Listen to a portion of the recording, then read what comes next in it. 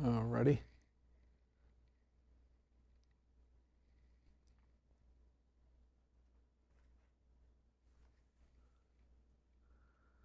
Alrighty, and we're going to be coming up here momentarily, just doing.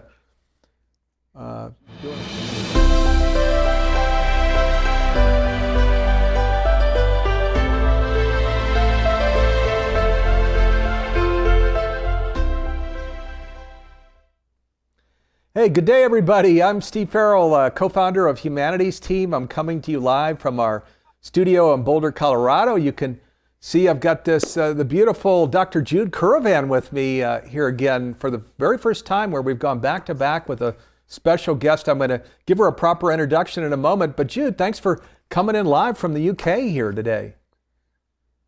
Steve, it's great to be with you. We're talking about how the seasons are changing at the moment. There's so much changing. What a perfect time for us to be able to share, explore with all our Humanities Team community.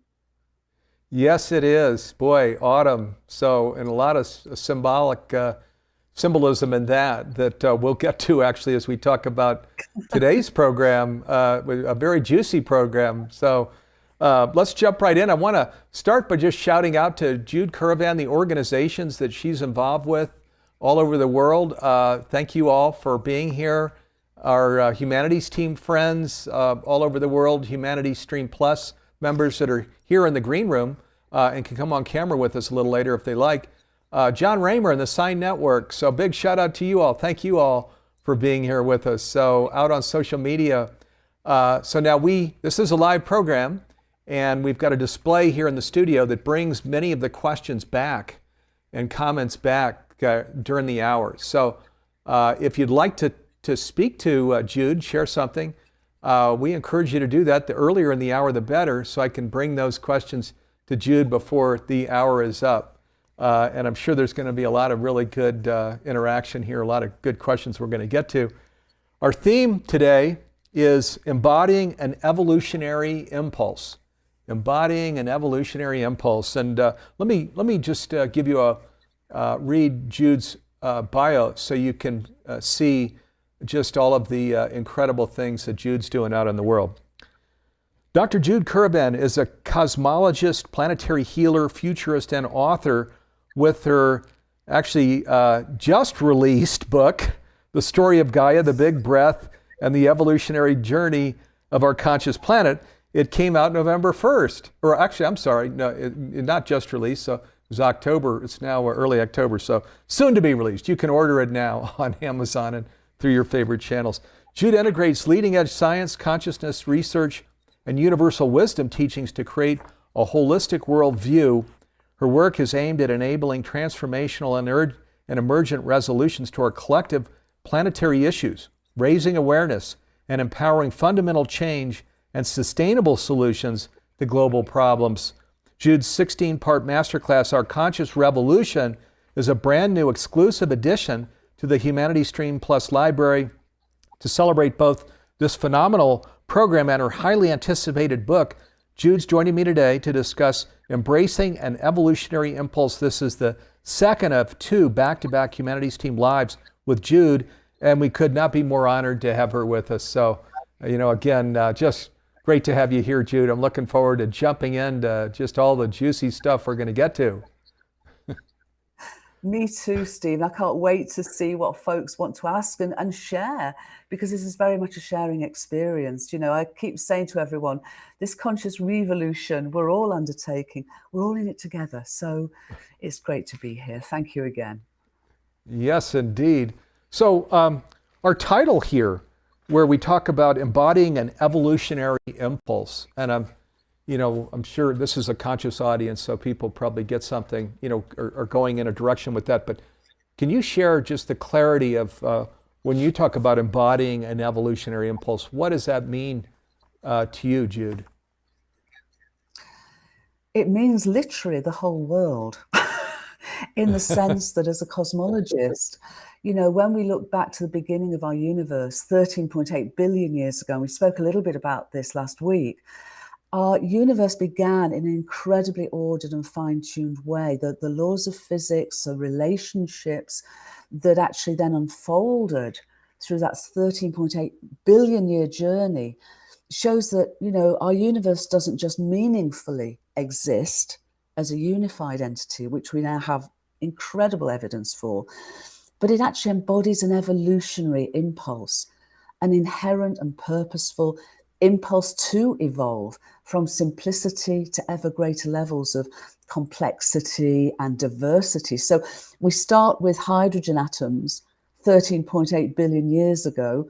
We go through generations of stars and 94 natural elements. We come to planets and the evolutionary emergence of biological organisms, and we move from single-celled entities to us with each of our bodies having 37 trillion cells as a community of emergence. So the whole universe embodies this evolutionary impulse, as does our planetary home Gaia, as do we.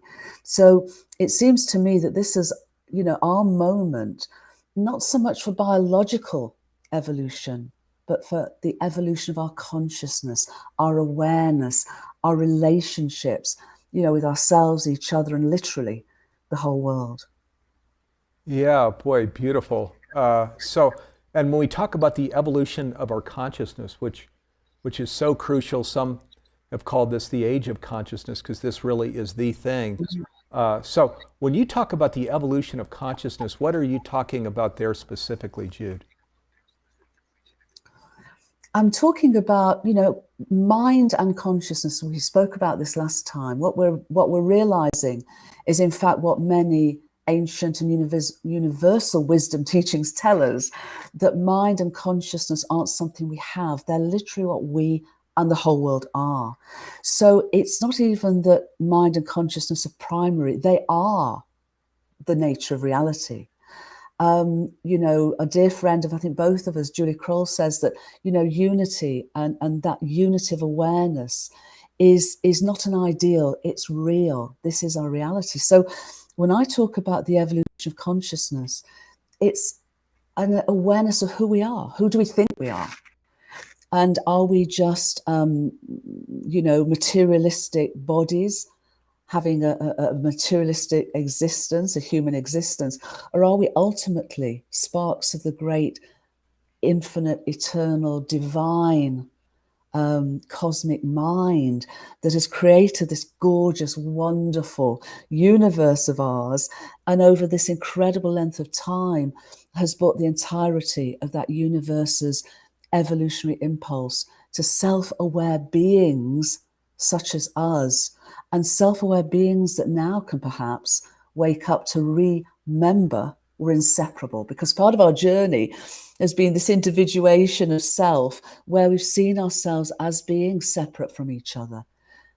Universal teachings, the latest science shows us that that is not the nature of reality, that we truly are inseparable, but unique in our own perception. So for conscious evolution, it's as though we're waking up to remember that, and we're going beyond the sort of the ego self of that quite lonely journey of apparent separation into a remembering, an expansion of our awareness to include we and all. Some people are talking about this now not as evolution, but as we-evolution, which I love. Right. Yeah, me too. Oh boy, beautiful. I got up this morning and read just a little bit of the paper, and I saw there was a Nobel Prize today announced for 3 individuals that bring in the entanglement of reality. And of course, Dean Radin, my gosh, at Noetic Sciences, he should have been one of them too. This has been his work for so many years. Yes. And of course, you study this, Nassim Haramein, Bruce Lipton, So, but the world is now it's mainstreaming. So, now Nobel Prize is coming out. They're saying it looks like everything's separate, but it's, Einstein called it spooky. There's this entanglement of everything. So, boy, and what we're talking about, Jude, it just, it just feels to me like back, maybe years ago in the 90s or before. Of course, you did have the Course in Miracles and mystics and things that really got it and were living this. But for the mainstream, these kinds of things we're talking about could be considered kind of far out and, oh, that's interesting, but, whereas now we're really getting to, we're saying, well, now all this, the science is in, saying, no, this is ultimate reality. So where we're walking around, with this perspective of everything is separate and I'm just this body, that has a finite existence. And, we really aren't living in ultimate reality. We're kind of living in an illusion, as opposed to the invitation, maybe the full opportunity of what life could be, where, the deliciousness of what you were just describing, where consciousness in its fullness is unfolding, and we really see this whole self-identity of who I really am. Oh my God, I am, the scientists say, I'm sovereign to one body, the universe. And Neil Donald Walsh says, we are all one. There are different ways, I'm part of God. So, and these are the very same things, right? It's choose your word, cosmos, universe, God, divine, life, love. But it really is a whole new identity that we come into, isn't it? It is, and it gives us innate meaning and an innate purpose. Because, the old paradigm is both of separation, but it's also of a universe that's devoid of meaning and bereft of purpose. We're now completely upending that and showing that everything in existence has meaning and everything is purposefully evolving, including us. We also, of course, are microcosmic co-creators of our universe's reality. So we are greater, grander, than we've been led to sort of buy into. And we now have the evidence. As you said, I love what you said, the evidence is in. We don't have to just hope for this. This is our existential reality. And yet, unity is not uniformity. You said the word there. Unity expresses itself in radical diversity. And that is what I love, that we're all different and yet we're all part of this incredible universe wholeness. And the other thing about the Nobels, isn't that great?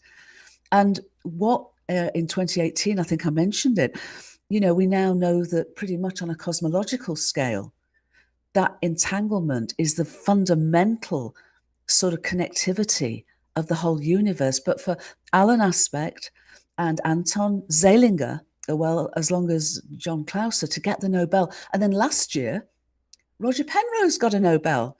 And I was with him when I was 19 years old, and he was with Stephen Hawking talking about black holes. And his whole premise is indeed that the appearance of our universe emerges from deeper realms of non-physical causation. And that's exactly what I'm saying in the Cosmic Hologram and the Story of Gaia. Yes, and the Story of Gaia. So this is the book out November 1st. You can pre-order it now on Amazon. We're going to talk a whole lot more about the Story of Gaia and our conscious revolution here during the hour. But write that down, the Story of Gaia. This is the second book out by Jude Corbin. Beautiful new book. Well, I've had a chance to read it. Wow, you'll pull yourself down from the ceiling. One for the library for sure. So I invite you to check that out. And I just want to say too, gosh, the timing of all of this is so perfect because as we know, we're having this conversation in a world that is very, very challenged right now. And lots of hand-wringing, lots of worry, lots of prayers. Oh my gosh, I have kids, my kids will have kids. How are things going to work out here? And the thing, we call this kind of the first domino, this whole consciousness shifting thing. This is how we pivot, because where we come into the awareness, the understanding of these things that Jude is talking about, we call it the first domino because we can go right down the list, not stewarding the planet well, climate change, Ukraine war, we could go down the list. We just can't really do these things, where we understand that we're part of this one body, this beautiful earth and indeed the beautiful galaxy and cosmos. How could we soil our planet? I mean, it's just, we're one with this planet. We're one with each other. So, we're just led to affirm life, to nurture life, to support life. This is what we naturally do. It's who we are. How can we do otherwise? So this goes back to now, whereas before, maybe 20 years ago, people could look at a program like this and say, well, it's kind of interesting, but I've got some charts and I got some things I got to get done today. And what's more important today?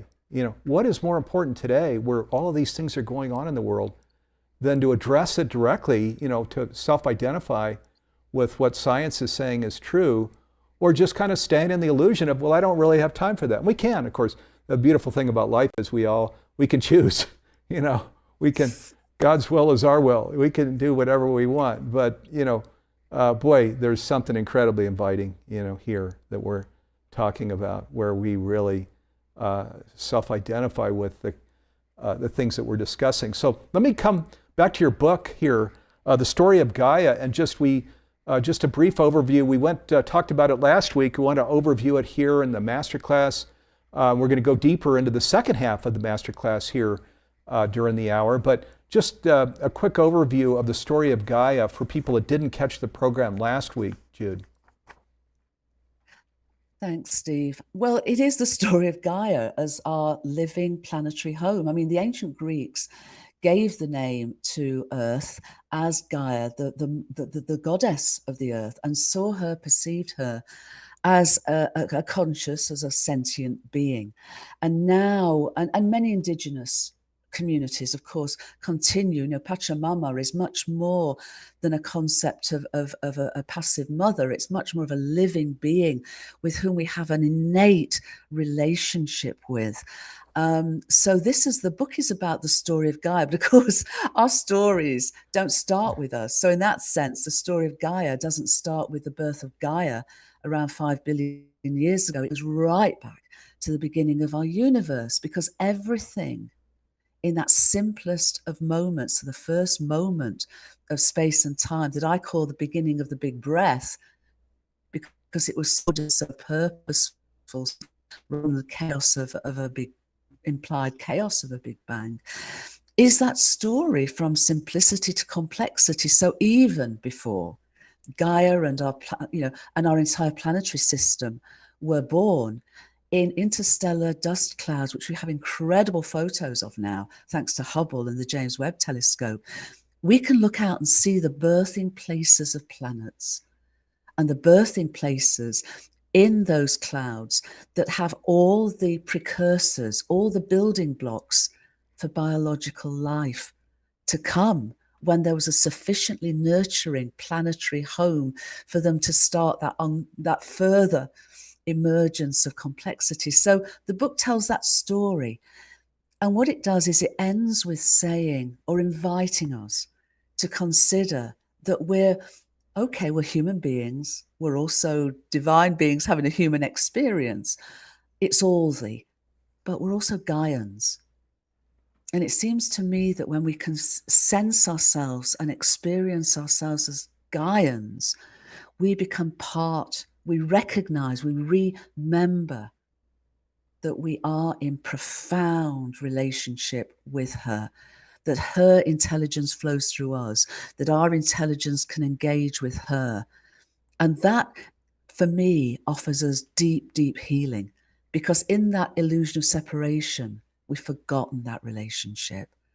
In the remembering of wholeness, we can heal that relationship and wake up to become her co-evolutionary partners, grow up so that instead of her naughty children causing mayhem, we grow up to be her co-evolutionary partners on this ongoing adventure of evolutionary emergence. Yeah, boy, that's the invitation, isn't it? Why would we not want that? This is this shift that's taking place, this pivot in this whole new direction, where we really get that this is the moment that we can tell, we're at the end of an evolutionary phase here that's brought us to these severe, severe challenges in the world. But the good news is, oh my goodness, this next chapter, look out at what is here, at the full invitation, which Jude's putting into words so beautifully, and then the deliciousness of life. And I know, again, this is a conscious audience that's watching, so you get it. We're on this conscious journey together. The deliciousness of it, where we know ourselves as Gaians, where we know ourselves as light beings, where we know ourselves as everlasting life, we know ourselves as unlimited capacities, we know ourselves as love, really love, which is the basis of everything, where we go deeper and deeper and deeper into love, and we carry it vertically and horizontally, in this whole evolutionary impulse. So beautiful. Now, Jude, and thank you. We've got viewers are already have questions coming in, so thank you. We're going to get to them, including Connie Baxter Marlowe, the Trust Frequency. She and her husband, she's tuned in. She's got a beautiful program on Humanity Stream Plus also. Let's talk about now, just in the last couple weeks, we brought this brand new program called Our Conscious Revolution, Empowering Our Transformational Journey to Whole Being and Belonging. We brought this 16-module program to Humanity Stream Plus. Do you want to just say, we'll go down into the second half of it in a little bit, but just kind of overview that for people, Jude? Yeah, delighted to. And thank you again for the invite. I'm so glad that Connie's joining us as well. The 16 modules are in 4 parts. So the first part of the first few modules is about this evolutionary impulse. It's saying, what does that mean that our evolutionary impulse is of our universe, our planet, and us? So it tells that story that's embodied within us of that impulse to evolve. The second part of the course is about the underlying evidence now for that reality, that existential reality of unity in diversity and a universe that exists and evolves as a unified entity.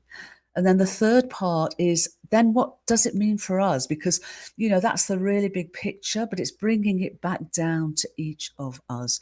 So the third part is about the paths that we can tread, the integral paths that we can tread to that embodiment of our conscious revolution, to that transformation, inner and outer, to that sense of whole being and belonging. And then the fourth part is very much here and now. This is not next week or the week after or the year after. This is here and now available to us. So it's about, what does that mean? And I talk about acting local, feeling global, thinking cosmic. So what does that mean, so that we fully integrate this perspective in our lived everyday lives as individuals and together? Yeah, boy, now that covers some valuable ground, doesn't it? So we're going to go deeper into the second half of the book. Yeah, beautiful. Wow, where we cover all of those phases, ending with how we can contribute up at the highest level to this whole collective unfolding, to the collective evolution. So let me share now. So this is the latest program that we've just placed on the Humanity Stream Plus platform. We put, I think, 37 new programs on just this year to date. So just in 2022, there are hundreds of transformational education programs on this streaming platform. It's a true streaming platform. So Apple TV and Roku and Google Pay and any device, you can bring programs down to, and it's a single click, just like your Amazon or Spotify or Netflix. You just a single click to get go down into programs or to click over to the next program. My 87-year-old mom could get around, not get lost on Humanity Stream Plus.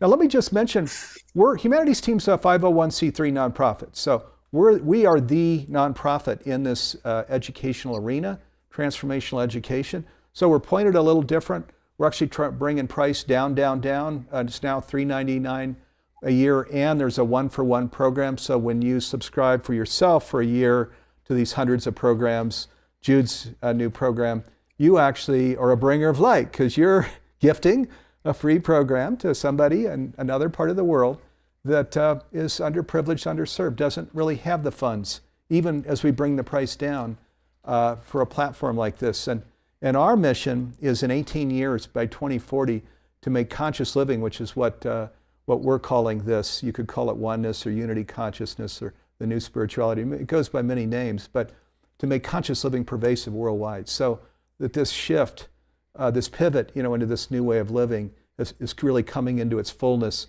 So these prayers, for our kids and our kids' kids, we can see, hooray, look at how beautifully they were answered. Look at the world they're growing up in, even better than the one that we grew up in our generation. So as a nonprofit, this was what we were called to do, to create this streaming platform and with the one-for-one program. So Jude's 16-module program is now on the platform. Also, we're starting the Global Oneness Summit that Jude's participating in. It starts October 15, goes to October 24. The upgrade price is $247 for people that want to buy the full program, and that's free. Jude's program is free. Those 27 programs that have come in this year, they're free. They're all free. So that's the thing. It's a subscription for a year. Boy, you and your partner and your kids and workmates can have a beautiful time. Just Stephanie and I are watching these now, going through these at night, and I'll tell you, oh my gosh, if you've been watching, CNN and MSNBC, and these are, there's some valuable news, of course, but you're going to sleep much better where you're watching Jude's program, about this beautiful evolving universe and our role in it. Oh, let me tell you, you go try that out. We have a lot of stream members watching, so check this out. Try this out before bed, and I promise you're going to do a lot more of it. So let's go look at now we've got a little clip from Jude's program. Actually, I think this is from last week where we were talking about the program. Yeah, so we're going to go look at that clip, and then Jude and I are going to come back and talk some more.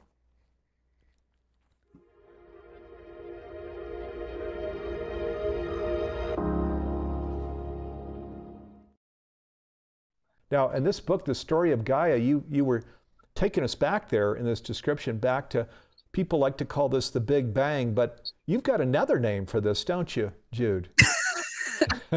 I do, and it's not a fanciful name in the sense that we have the evidence for this.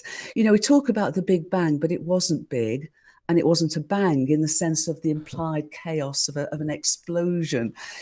Instead, when we go back to that first moment of space and time, 13.8 billion years ago is our best estimate at the moment.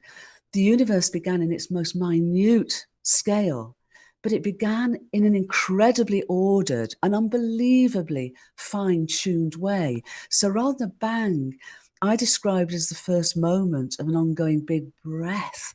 And of course, to the ancient Indian sages of Vedic India, they talk about the breath of Brahman, this incredible, and that's how our universe has existed and evolved ever since, as space expanded ever since and time's flowed forward ever since within space-time. It's far more of a big breath. And to give you an idea, there's some very cool numbers in the Story of Gaia that you need to sort of sit down and have a cup of tea, I think, to sort of really feel into. But a while ago, a very eminent scientist called Lee Smolin looked at, there are some very fundamental numbers that sort of shape the reality of our universe. And when Lee looked at how they are related to each other, he estimated that if they were different from what they actually are by 1 part in 1,000 trillion, our universe couldn't have even begun, let alone been able to evolve from hydrogen to planets and plants and to people. That's how special our universe is. And that's how absolutely amazingly, beautifully ordered, meaningful, purposefully ordered the big breath of our evolutionary journey has been.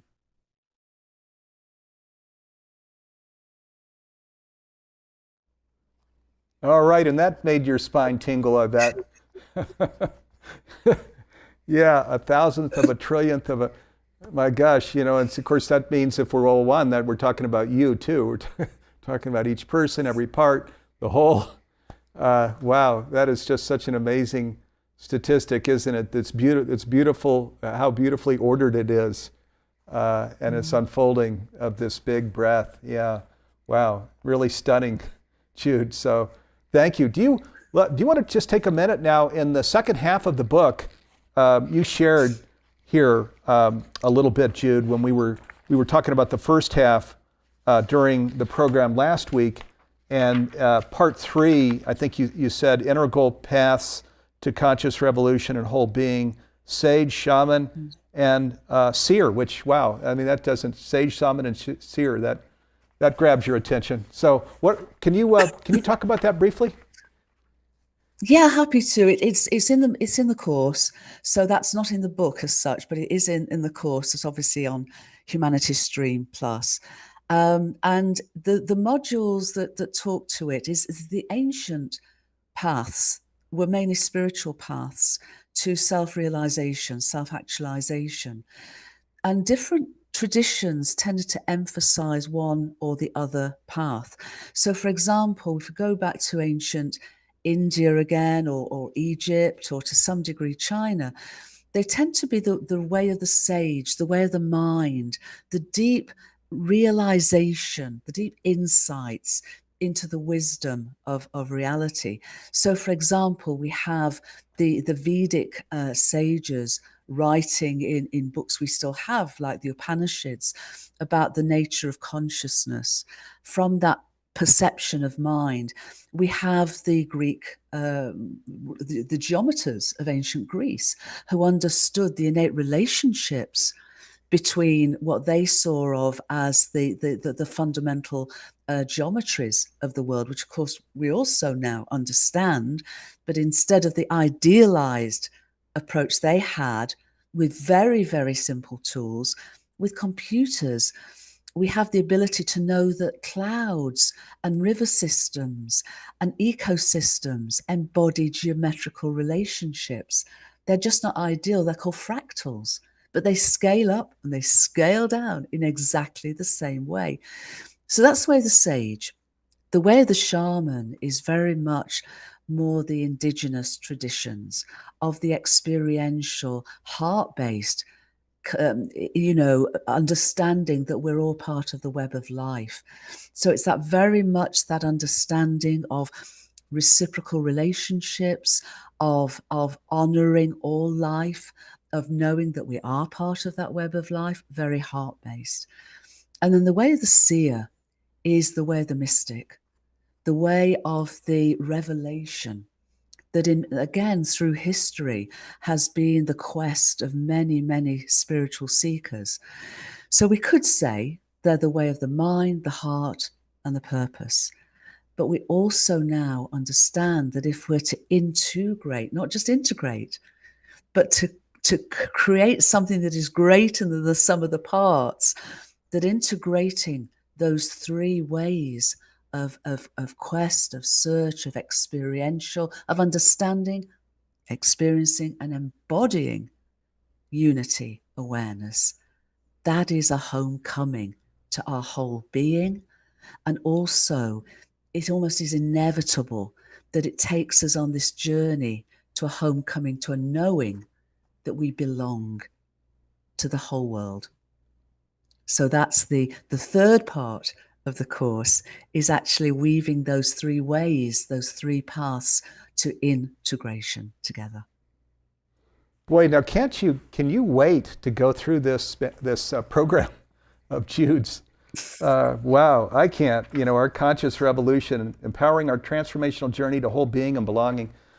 So this will be the next program I go through. All of us in Humanities team are just super excited about this program. So thank you so much, Jude. She's been working on this for months, and it was coinciding with her book that's coming out, The Story of Gaia. So, boy, Jude's making some big contributions here in 2022. Yeah, beautiful.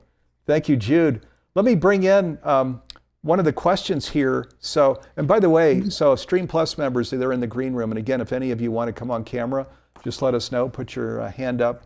Or if you want to, you've got a question for Jude, let us know as well. So this question is from Elisa. She says, being all one beyond space-time, how does this fit in with reincarnation? My mind tries to wrap itself around this. So beyond space and time, how does that fit with reincarnation? It fits very naturally. I mean, one of the really wonderful aspects of this emergent cosmology of consciousness of our universe existing and evolving as a unified entity, and mind and consciousness being its fundamental reality, is that it also does so multidimensionally. So what that means is that when we, as essentially divine sparks or individuated soul awareness, choose to incarnate in this earth walk, we have a lifetime of doing so. We have a learning experience, we have an adventure, we have whatever we have. And then at the end of our lives, when our bodies have come to the end of that journey, our consciousness continues. And there is an opportunity for our consciousness, our sense of individuated mind of consciousness, to then reincarnate at a later period. And again, as I'm sure, Alyssa, you know, there's a great deal of research and evidence of very young children remembering past lives.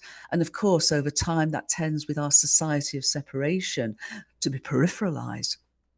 But can we understand what joy, what grandeur we have when we remember who we really are and our ongoing journey as individuated, self-aware beings, that we can not only have a marvelous earth walk in this life, but, an access to earlier lives. I would say, though, and I think this is very important, that when people talk about wanting to go into their past lives and regression, if something comes up in their experience and circumstances of this life that sort of rings a bell with that remembering, I always see it as helpful.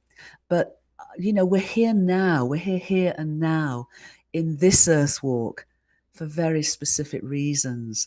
And so I'm very careful, is a word, to actually look back too much, because I think it can be detrimental to our lived lives now. But nonetheless, I think reincarnation is a very natural attribute of our ongoing consciousness. And in this new science of love, this cosmology of consciousness, it's a natural aspect of who we are. Yeah, Jude, one of the things I love about you and your work is just the excitement of this moment, where this wisdom is here now, and where this invitation to really understand it, embrace it, embody it, and express it. Where you bring in the enthusiasm and excitement of it. Not just some academic and then it's not a flat thing at all. It's a very exciting thing, and the fullness, the excitement of it, you really bring through. So, which I think is in your writing here on camera. So I love it, and just as you mentioned, boy, the invitation here now. Again, this is such a challenging time, right? I mean, this is one thing actually almost everybody agrees on globally. It's such a challenging time. And then each viewer that you decided to embody now as the son or daughter of the one, she goes by many names, to be here now at this time when there are all these challenges, because your gifts are important to this whole shift, to this whole, as we're pivoting in this new direction. We can't do it without your gifts.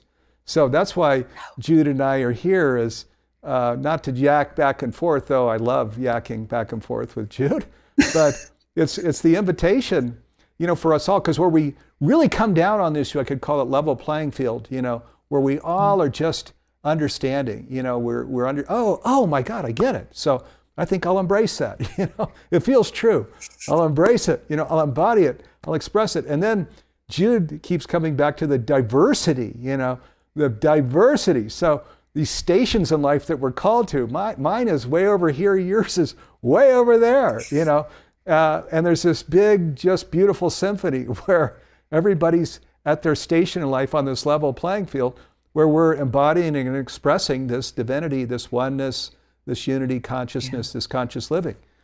So that's the beautiful thing. And I love your saying, so we don't need to spend too much time going back to understand previous lives. I mean, look at the invitation here now right in front of us. The table is set.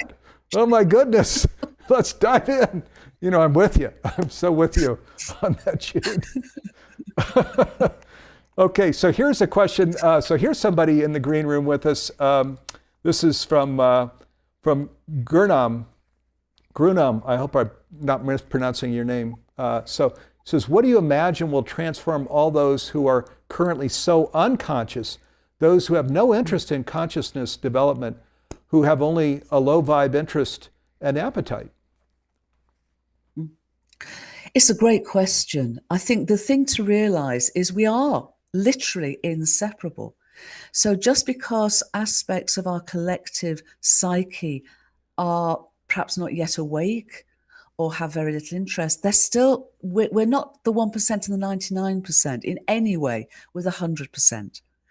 So the more those of us that for whatever reason have said yes to this invitation of the universe to come together and link up and lift up together and do whatever we can do within our own inner journey so that our inner being can be expressed in our outer doing.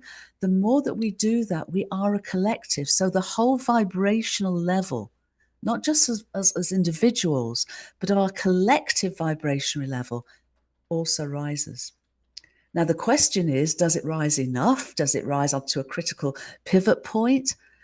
I don't know. I can't answer that. All I can say, and I know Steve is absolutely where I was one with this, what is ours to do to help support and nurture that raising of our collective as well as personal vibrations so that as a species, as humanity, as Gaians, we can also not only support and serve and our own conscious revolution, but we can serve our beloved planetary home and all her children when we remember that we are inseparable and therefore heal our relationship with her and take our potential evolutionary place alongside her.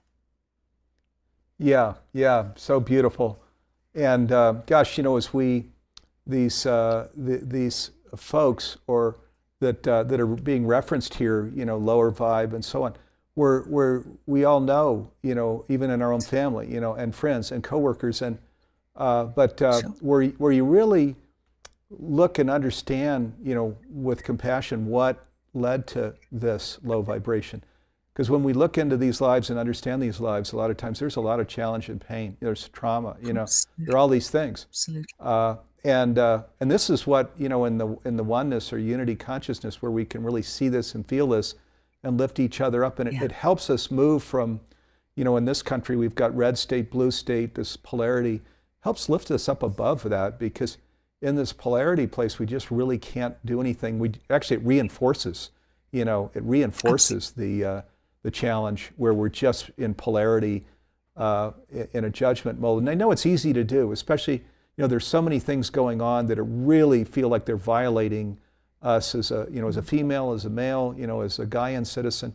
But where we do take the time, which this book of Jude's, her masterclass, her class, bring us into a depth of wisdom, of knowledge, of this whole evolutionary impulse, this unfolding, that I think make it easier for us to really see with compassion these others, where we understand they aren't the other.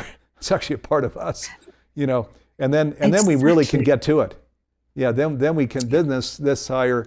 We will actually accelerate this whole shift that's occurring. That's where, boy, because what this wisdom says is, even after we take the time as humans to feel the pain, as we must, Ukraine war and people dying, as we must, to feel the pain, to just then keep moving until we get to alchemy and healing, which is then our true invitation, where we can actually be effective, and go beyond just the deep pain that's human and we need to feel. We don't want to be New Age and not try and feel that, but we just need to keep going, move beyond it to our invitation, where we're creating this new world that Jude's book is about, her class is about, her work is about.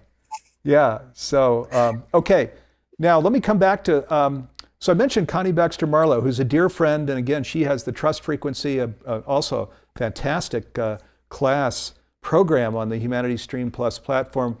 She says, you have called the paradigm you describe the paradigm of love. Jude, how do you see love expressed through this unitive paradigm? Thank you, Connie. For me, love is fundamental. Love, if we look at the sort of the spectrum, love brings us together, fear divides us. And yet the fear that divides us is the illusion of separation. And so when we understand that we are inseparable within a universe that is whole, then I often speak of this as a science of love. It's a science of wholeness. It's a science of how wholeness expresses itself, vibrationally. The energy matter of our universe is vibrational. So the higher levels of vibration tend to love. The lower vibrations is a forgetness of love.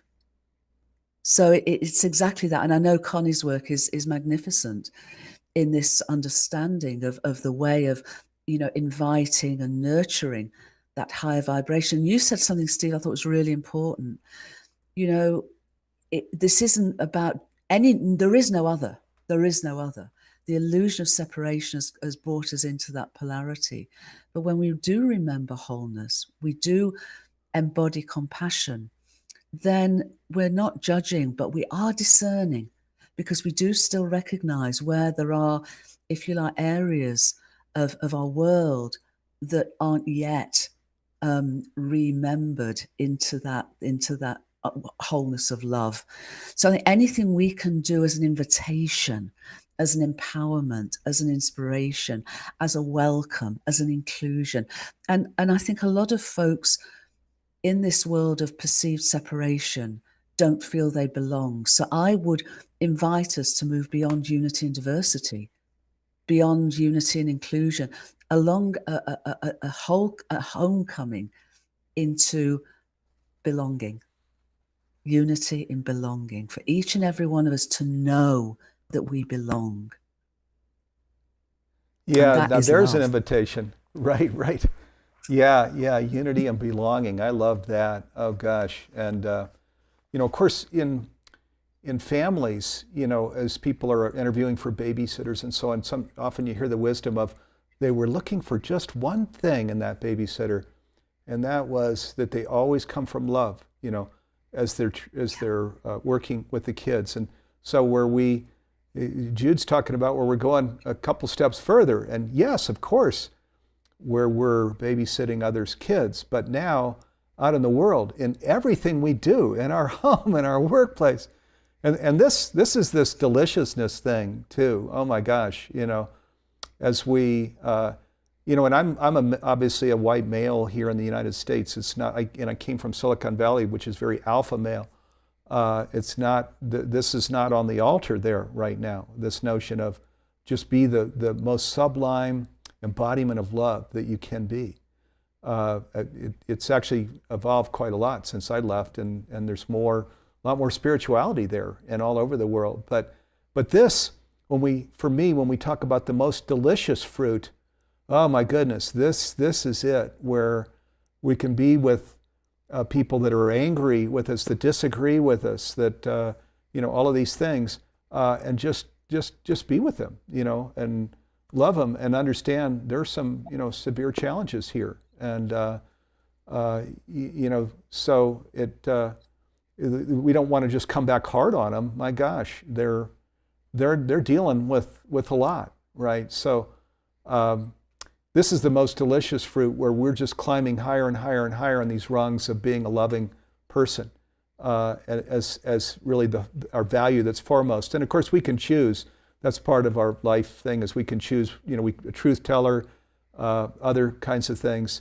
But boy, loving expression, that's a real delicious one. And when we talk about what you were just bringing in, Jude, we're belonging. In unity, where everybody has a home, and where so many people don't feel like they have that home. Yeah. They don't feel like they're a part of it, and they're wondering why they're here, and what is my purpose, and what is my meaning. And after COVID, there's a lot of this right now.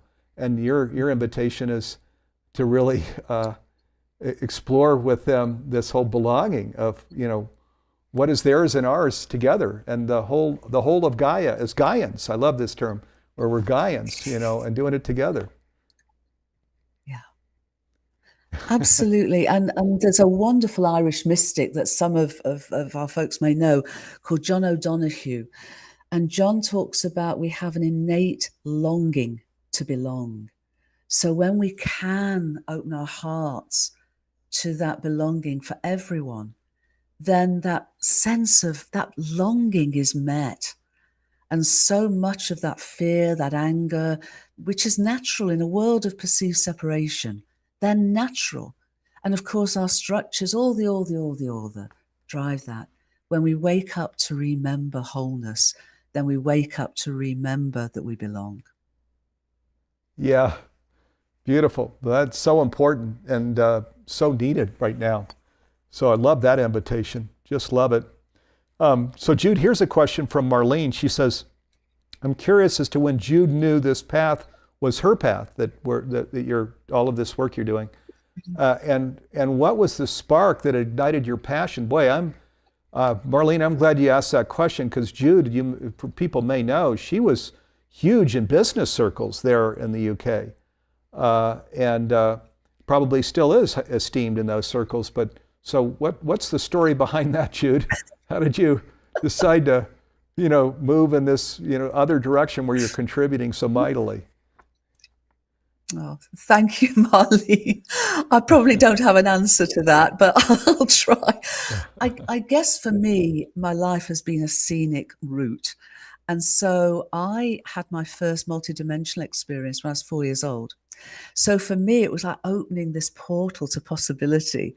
And so from a very young age, I was walking between worlds, intuitive insights, telepathy, precognition, the whole thing. But what I didn't tell anybody about it, at least not my family or friends or teachers or community. So I was having too much fun. So I was following this path of sort of curiosity as to what reality was about. And I was experienced reality in these very multidimensional ways. And that's been a lifelong journey. So the other things that I've been involved with, like, being a cosmologist, which is, again, this is fundamental, because for me, being a cosmologist is that curiosity about the nature of reality. But I also, as Steve said, I went into international business after university, and then left that at the age of 45 because I had an intuitive knowing that I could serve to a greater degree. Just as Steve left Silicon Valley, I'd had fun, but I got to the point where it wasn't feeding me inside. It wasn't nurturing my ongoing journey. And also I felt that I had an opportunity and I had no idea how. But I just wanted to serve the greater good in some way, not being too serious about it, but just because I felt it in my heart. And so that journey ever since has been, my goodness me, far, far greater than I could have ever anticipated.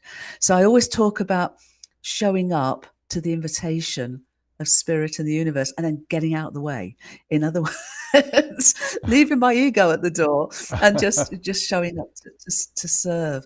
So that's an ongoing path, but it's been a lifelong journey of curiosity and a love for life, a love for the universe, a love for spirit, a love for people, just that deep sense of love and wanting to serve in whatever capacity I can.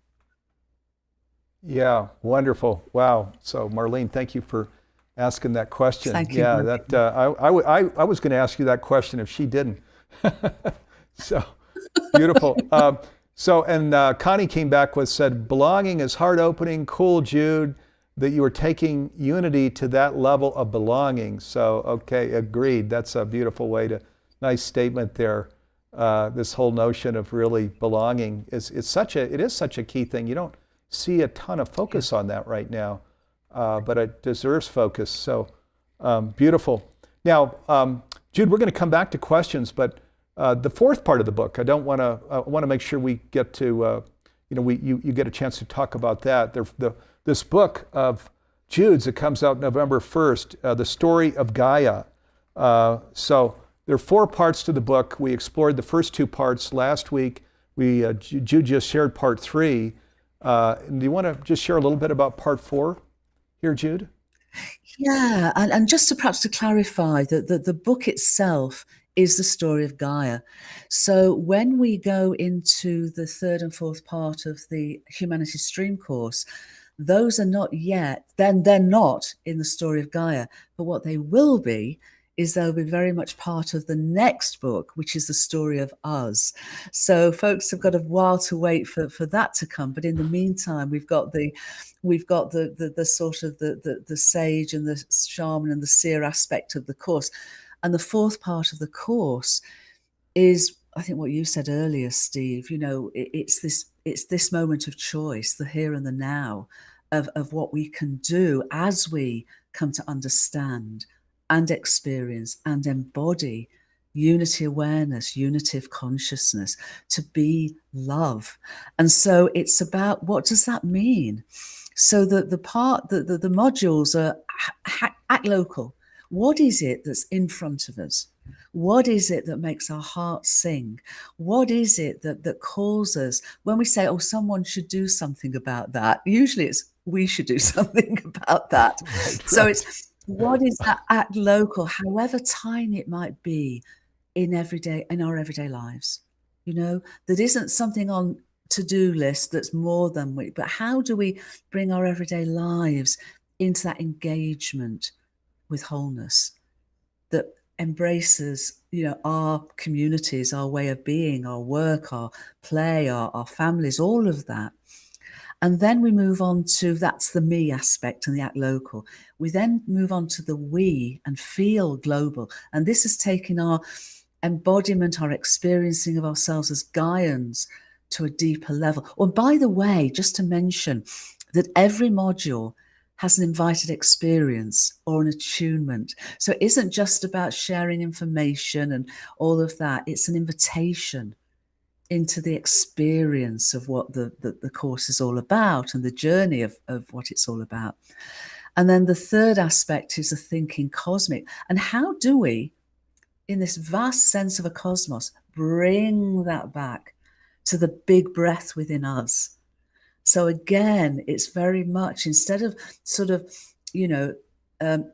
differentiating, finding ways to dance together with the me, the we, the all, with the mind, the heart, the purpose, with the act local, feel global, think cosmic, and do so, you know, as part of this invitation of this incredible journey of wholeness. So the first two parts of the course are very much the story of Gaia. The second two parts are the next book, which hopefully will write me sometime next year.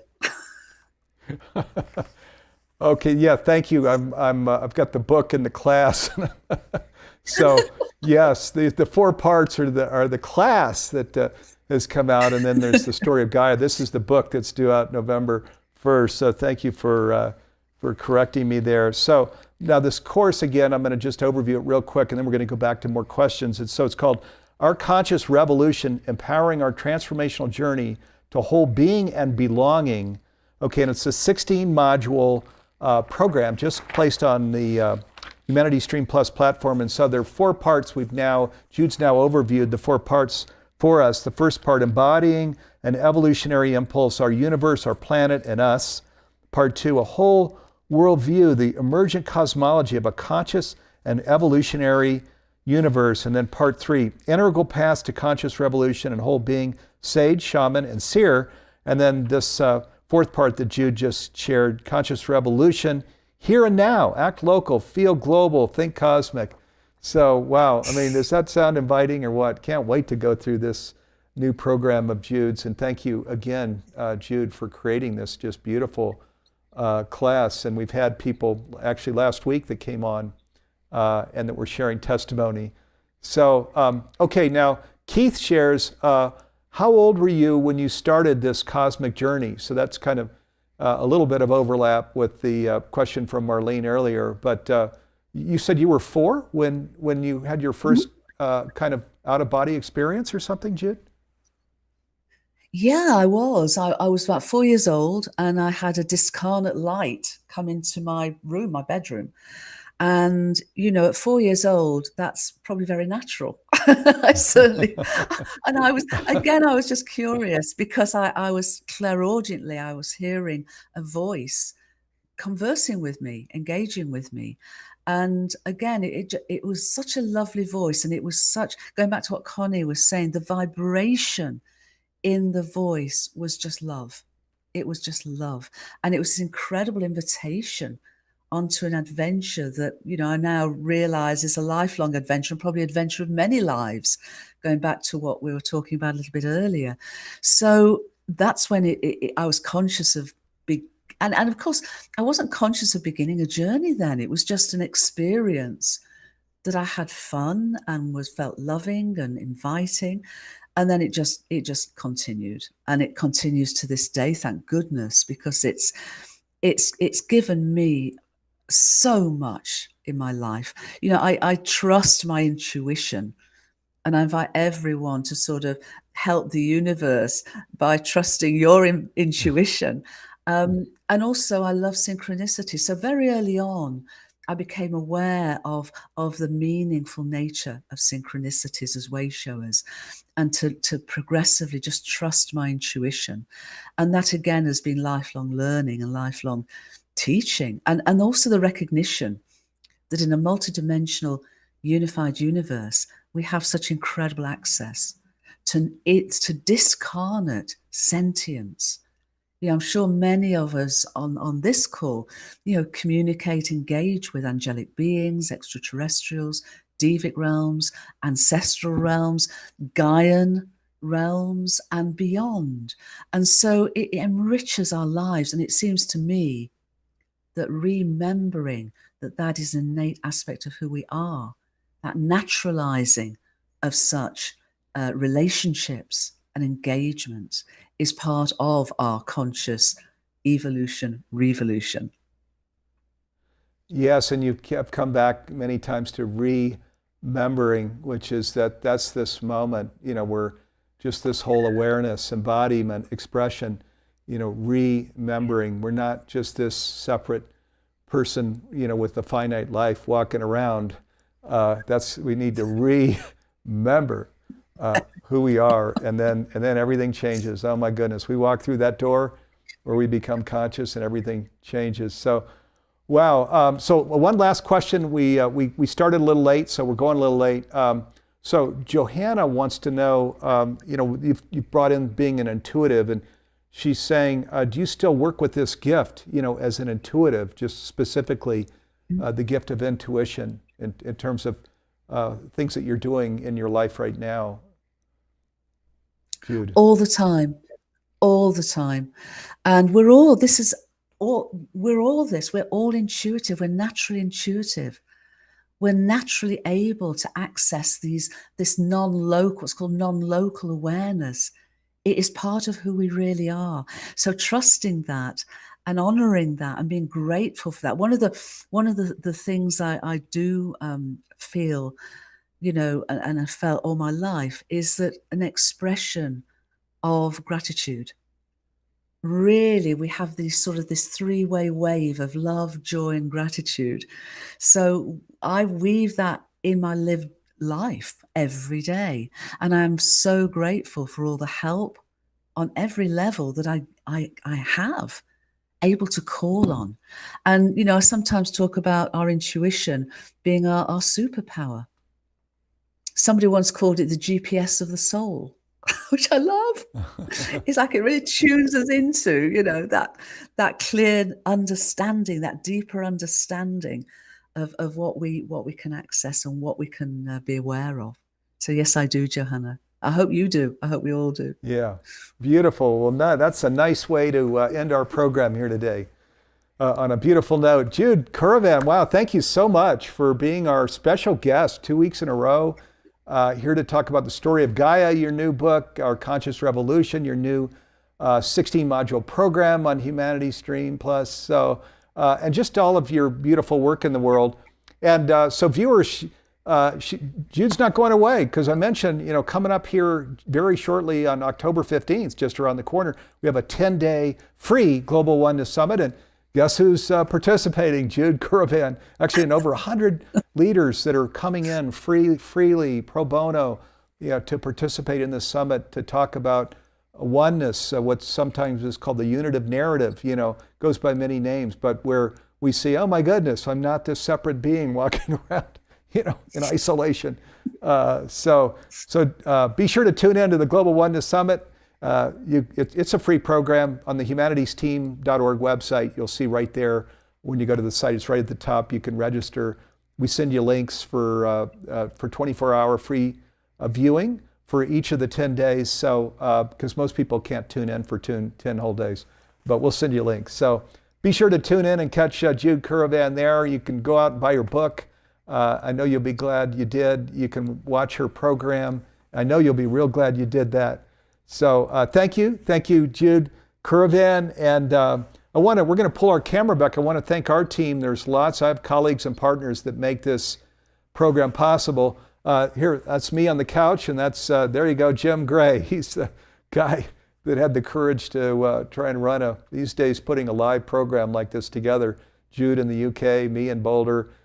We bring people on that want to come in from the green room all over the world. Takes a little courage. So thank you, Jim Gray. Thank you, Andy Guski, Karen Gordon, Dee Meyer, Garth Catterall, Timothy, Noah. So I have lots of partners and colleagues that help make this program possible. And the people that are helping Jude over in Europe. So thank you. Yeah, all of your able assistants. So, and viewers, thank you for tuning in and being with us this week. Been a total pleasure. Got some exciting special guests here next week and the week after. So come back and join us, 9 a.m. Pacific, 12 noon Eastern. Every Wednesday, we're here, Humanities Team Live. So have a marvelous rest of week, everybody. Peace and love and blessings to each of you. And we'll see you next week.